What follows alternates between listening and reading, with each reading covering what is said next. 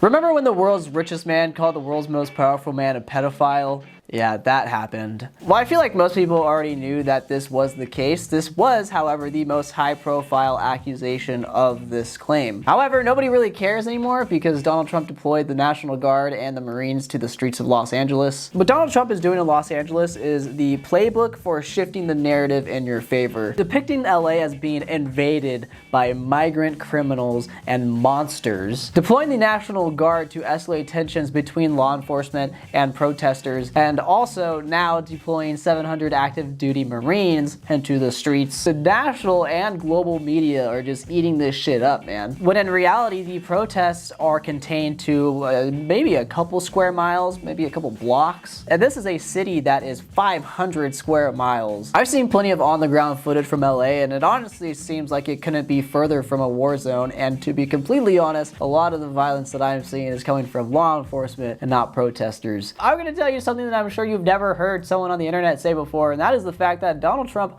wants Los Angeles to burn. Trump wants people to think that there's absolute chaos being caused in the streets of Los Angeles by these immigrant criminals. The administration is loving these pictures of people on top of burning Waymos. Like, this shit looks like it is manufactured in a lab to push this narrative further for the administration that Los Angeles is being invaded by these criminals. And to be honest, to anyone who doesn't really look any deeper than this, they might look at all this and they go, holy shit, Los Angeles is being attacked and my city could be next. And it just adds validity to the action of sending in the National Guard and the Marines. And all while this is happening, no one is talking about the big beautiful bill anymore. The big beautiful bill that's going to reportedly cut about 16 million people off of their health care and a lot more people off of their food stamps. The big beautiful bill has been getting a lot of negative press recently, and Donald Trump, this is his main policy. This guy fucking loves this thing more than his wife. There's been a lot of Republican infighting between it and the Senate. The Democrats and the media are really laying in on this whole it's gonna kick people off of their Medicare narrative. And Marjorie Taylor Greene said that she would not have voted on the bill had she actually read the damn thing. And also people are talking about the fact that it's gonna add $2.4 trillion to the deficit. And this is where Elon Musk comes in. First buddy Elon Musk had finished up his time as a special government employee, meaning he was finally able to let loose on the big beautiful bill, and let loose he did.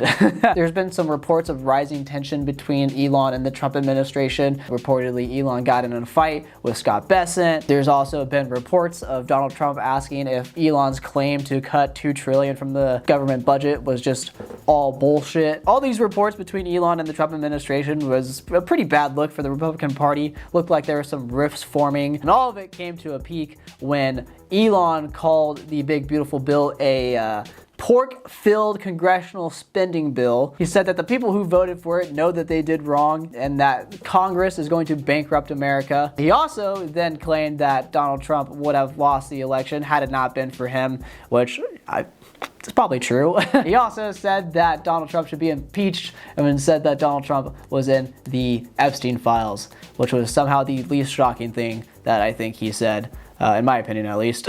This, of course, made global headlines. The world was watching as the world's richest man was going after the world's most powerful man. It did not look good for the Republican Party. People were acting like their fucking two dads were getting divorced or something. And to be clear, no one's right in this situation, okay? They're both wrong. One side is trying to push through a bill that's gonna cut 16 million people off of healthcare. The other side is saying, no, that's not enough. We need to kick more people off of healthcare. While all this big, beautiful fighting was happening, there was a lot of talks of rising tensions between U.S. immigration and custom enforcement leaders and the sweetest man on the planet, Stephen Miller. Stephen Miller was reportedly having very heated meetings with the leaders of ICE. ICE had been failing to reach their quota of 3,000 arrests per day. I wonder why it is hard to arrest 3,000 people per day if you're only going after violent criminals. And, you know, to Stephen Miller's credit, he did complain about this. He said, what do you mean you're going after criminals?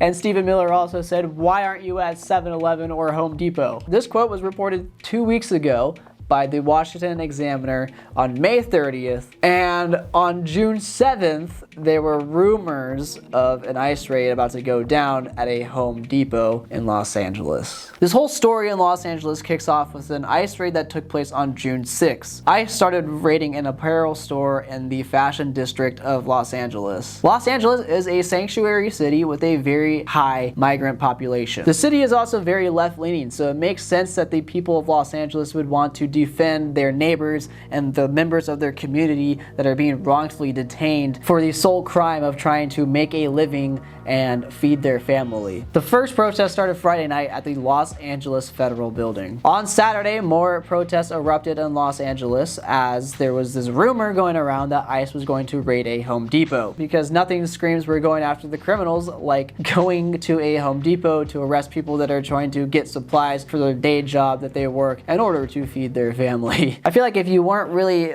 paying a lot of attention to the news, it'd be pretty easy to miss these protests happening in LA. That was, of course, until Donald Trump did something that no president has done in 60 years, and he deployed the National Guard to Los Angeles without the governor's permission. And that, my friends, is when the world started watching. When the National Guard arrived in Los Angeles Sunday morning, they were met with the largest group of protesters yet. This makes sense. What Donald Trump did in deploying the National Guard without the discretion of Governor Gavin Newsom was a pretty unprecedented move. It really seemed like nobody wanted the National Guard there except for the Trump administration. It was a move that was only going to escalate the protests on the ground and in the media. Sunday is where a lot of the violence kicked in. I use that term a little loosely because I feel like a lot of the violence that I saw was on the law enforcement side of things, shooting innocent people with rubber bullets, using tear gas, throwing flashbangs at crowds, stuff like that. But I'll give credit where credit is due, okay? There was some violence happening on the protester side as well. A couple of Waymos got burned down, man. Those poor Waymos. I mean, optics, however, do matter, and this administration, right-wing media and right-wing social media will take a mile when they're given a centimeter. All of a sudden, Los Angeles was being invaded. There was pictures being posted of people on top of these burning Waymos waving Mexican flags that kind of painted this picture that Los Angeles was under attack. Everyone on social media were criticizing people for waving Mexican flags in the air, which I honestly think is,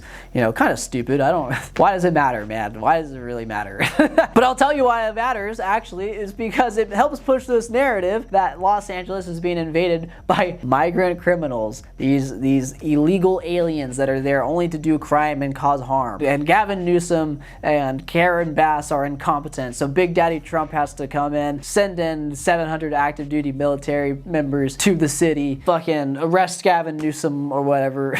And you know what? The truth is that Los Angeles was under attack, but not by migrant criminals. Los Angeles felt like it was being attacked by an authoritarian regime that had no regard for the community that its members have built. The people of Los Angeles love their immigrant neighbors. That is why Los Angeles has such a large immigrant population. That is why the people of Los Angeles were utilizing the First Amendment right to defend their immigrant neighbors. Los Angeles felt like it was being attacked by a leader who was using it as an example. Don't speak up against my policies or else I'll send the military after you. Every video that I've seen from a protester speaking all convey this message. They love their immigrant neighbors. It's what makes their community their community. Now I want to talk real quick about the scale of these protests. I feel like if you're watching this unfold on social media and the news, it might be easy to assume that all of Los Angeles is burning to the ground. It's fucking on fire. I mean, why else would Donald Trump send the National Guard and the Marines to the streets of Los Angeles? It's fucking burning to the ground, man. The Waymos, man. Think about the Waymos. The reality of this situation is that the protest is pretty contained. It's mostly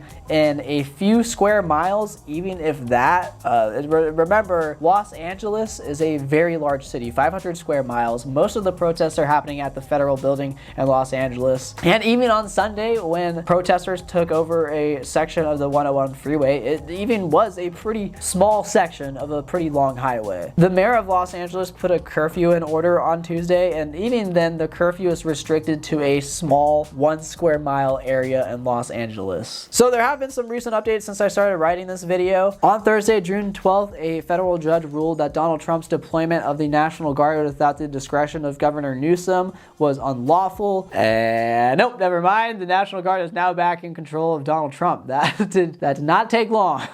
Trump also said that he was going to provide changes to his immigration policies, lightening up on agricultural and hospitality workers. We'll see if that actually happens. I mean, fucking who knows, man. There was also that little teeny tiny incident where Senator Alex Padilla got detained at a press conference. That was also a big thing. I know Gavin Newsom was pretty jealous of that. I mean, that dude was practically begging to be arrested. I knew that he was thinking in the future. He said, this would look great for my 2028 presidential campaign if I get arrested. It seems like news about the protests have kind of slowed down a little bit. Everyone seems to be focused on this other issue that's happening right now. It's, you know, kind of just a very tiny, small issue. Honestly, I think it's all gonna blow over like next week. I don't understand why everyone's so focused about Israel attacking Iran. Protests are scheduled all throughout the nation on Saturday, June 14th. There's also been anti-ICE raids all throughout the country in solidarity for Los Angeles. I know San Antonio, Seattle. There's even some people camping out at the ICE building here in Portland. So the question that remains is, did Donald Trump get what he wanted? And well, for almost a week, the entire nation was glued to their television watching what was going down in Los Angeles. Meanwhile, no one's really talking about the budget bill,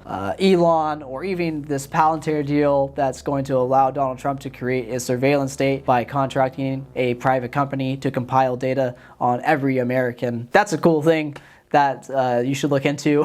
And as I said, Trump was able to push his agenda of immigrants are bad even further. He was able to demonize immigrants even more. And you know, if there's one thing that him and Republicans love doing, it is demonizing people that are here to just have a better life in the country that they left. And through deploying the National Guard and the Marines, I feel like very few people understand that this all started with Stephen Miller telling ICE agents, you gotta raid these public places. You gotta raid a apparel store in the fashion district of Los Angeles. When all this is said and done and we move on to the next thing, like Israel attacking Iran, I think it's important to think about what people will remember out of this. Will they remember it as a riot that burned Los Angeles to the ground? Will they remember it as a dramatic overreach of executive power to control a narrative? Or will they remember why it started in the first place? The demonization and unlawful detainment of people just trying to live a better life in the so-called land of opportunity, liberty, and justice for all.